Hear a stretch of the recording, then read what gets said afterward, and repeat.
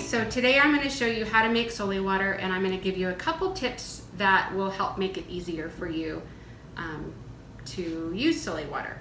So the first thing you need to know is that you need a glass jar and a plastic lid. So some people use plastic jars, and that's okay, but you need to have at least a plastic or a glass jar and a plastic lid. You can get these lids, if you are choosing mason jars, you can get these lids at Walmart. Other than that, you can, as long as it's not metal, you're good. And it does have to be clear, so you have to be able to see the salt and you have to be able to see the clear liquid.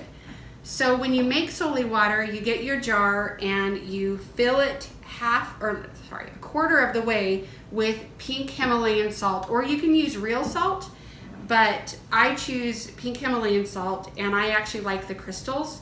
So I get these off of Amazon, and I will link it below. So then you fill it with filtered water to the top, and then you take it, and once you have it full, then you'll just give it a couple shakes, and as you can see, it becomes murky, and you need to let this sit for 24 hours. After 24 hours, it will become clear like this, and it's trackable at 1,434 milligrams of sodium per tablespoon. How much sole water are you supposed to take every day?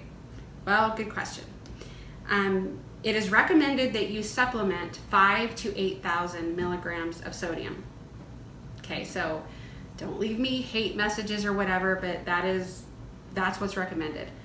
One of the tips that I have is that we have these Go stacks, and they're awesome. So basically each one, it's like a set, and you can get these off of Amazon as well.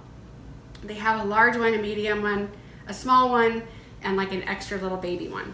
Now the baby one has to the top line. Once you take the lid off, there's like a line, and you will be able to, that's 1.5 tablespoons.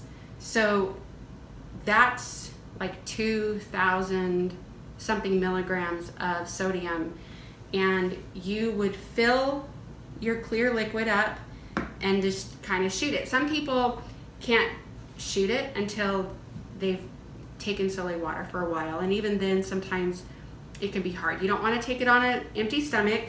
You want to take it with, if you're eating something, that would be probably best just for your stomach. But what it does is it helps with your electrolytes. It also helps with energy. If you start to feel snacky, in midday or something like that, and maybe you haven't had some water or you need to drink some water, drink a shot of sole, or put some sole into a water bottle and take some Mio drops. And we have Mio drops, like tons of different flavors. I think we have like maybe 15 different flavors, but this one's cherry blackberry, and this is what it looks like. And you'll just take it in your jar or your glass, and you'll just take a couple squirts, drops, and it flavors it kind of like Kool-Aid, so we call it Keto Aid. So that's a tip to help you get your sole in if you can't shoot it. Now I prefer to shoot it with, I should have had these ready, but I prefer to shoot it with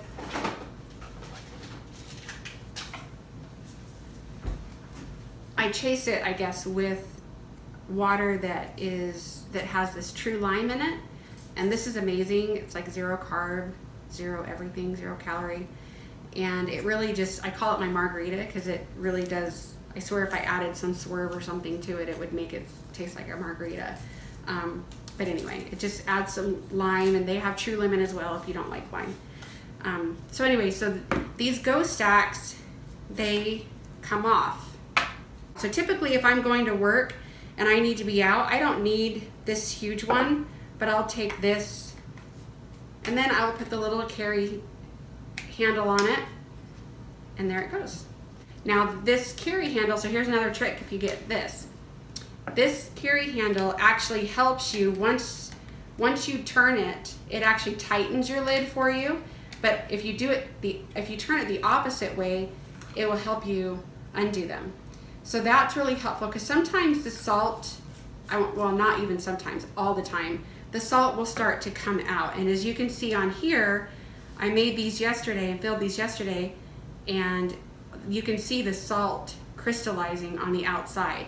So sometimes when it happens like that, if they've been sitting for a while, I'll just put them under the sink and wipe them off and dry them off. So what I've learned is when these lids become, the salt crystallizes on it and it gets really hard to turn them, just run it under very carefully, keep it upright and run it under your sink, and the water just helps loosen. If it's like warm water, a little bit warm, it will help loosen the lid. And this is really tight. So if I ran it under warm water,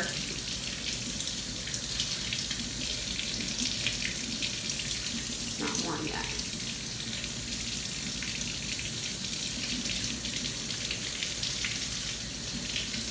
There.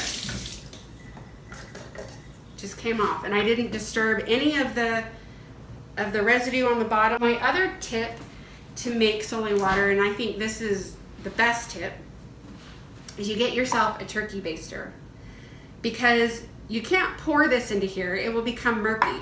So basically you just take it and you fill it up, and then you just fill up your bottles or your jars.